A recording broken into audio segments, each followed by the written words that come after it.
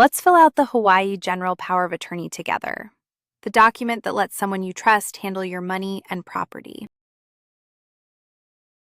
Start with you, the principal. Type your full legal name and where you live. Use your full legal name exactly as it appears on your ID, so there's no doubt who signed. Now name your agent, the person you're giving authority to. Here, Ben Carter, with their address. And name an alternate. Here, Carlos Diaz, in case your first choice can't serve, so your document doesn't stall if something happens.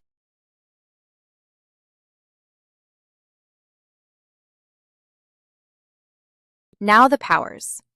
The form lists subjects, A through N.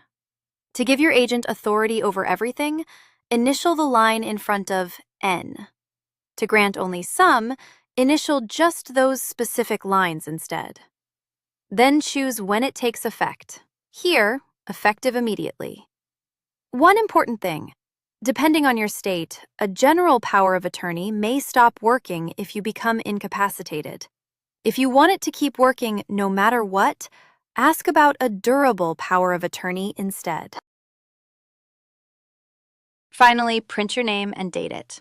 Sign it the way your state requires. We'll cover those exact rules in the recap.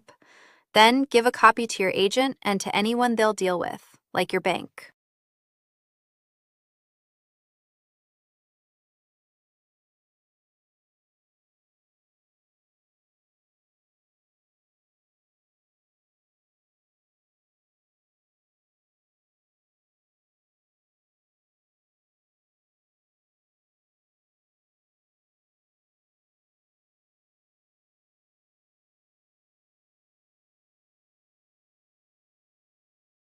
First things first, the power of attorney needs to be signed.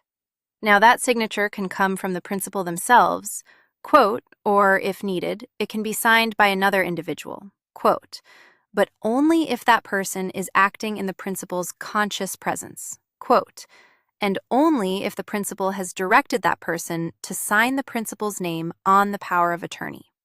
So the principal has to be right there and has to give that direction. Pretty important distinction. Now, here's a helpful tip about that signature. If the principal acknowledges the signature before a notary public, quote, or before another individual who is authorized by law to take acknowledgments, quote, then the signature is presumed to be genuine.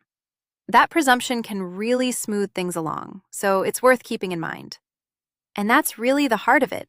A proper signature, quote, and ideally an acknowledgement before a notary or other authorized individual, quote, and you're on solid footing. Remember, this is general information, not legal or tax advice.